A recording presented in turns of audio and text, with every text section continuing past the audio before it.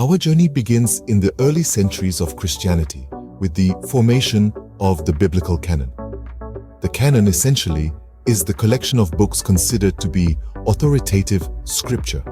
But how did the early church fathers decide which books made the cut and which didn't?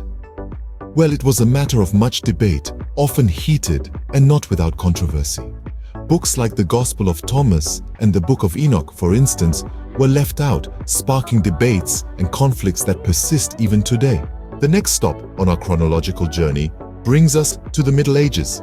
This era saw the rise of various translations of the Bible, each with their own interpretations and biases.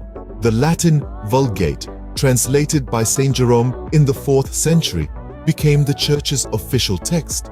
But with translation comes interpretation, and with interpretation, controversy.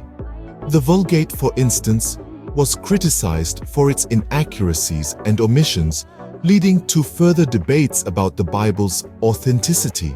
Fast forward to the 16th century, and we arrive at the Reformation, a movement that rocked the foundations of the Church. Leaders like Martin Luther called for a return to the original texts, criticizing the Church's reliance on the Vulgate. Luther himself translated the Bible into German, a move that was seen as both revolutionary and controversial. The Reformation sparked a wave of new translations and interpretations, each with its own set of controversies. Now, let's leap into the modern era. Today, the Bible is available in numerous versions, each with its own interpretation and bias. Yet the controversies persist. The King James Version, for example, is often criticized for its archaic language and mistranslations. Newer translations, like the New International Version, have been accused of ideological bias and distortion of the original text. Moreover, the advent of biblical criticism in the 19th century has brought a new dimension to these controversies. Scholars now scrutinize the Bible's historical and literary context, raising questions about its authorship, accuracy, and consistency. The documentary hypothesis, for instance, posits that the first 5 books of the Old Testament traditionally attributed to Moses were actually composed by multiple authors over several centuries. In conclusion, the controversies surrounding the Bible are as varied and complex as the text itself.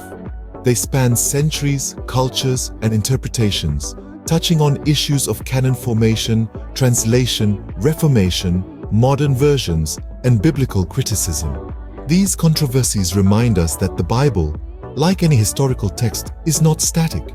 It evolves and adapts, reflecting the beliefs, values, and debates of its time.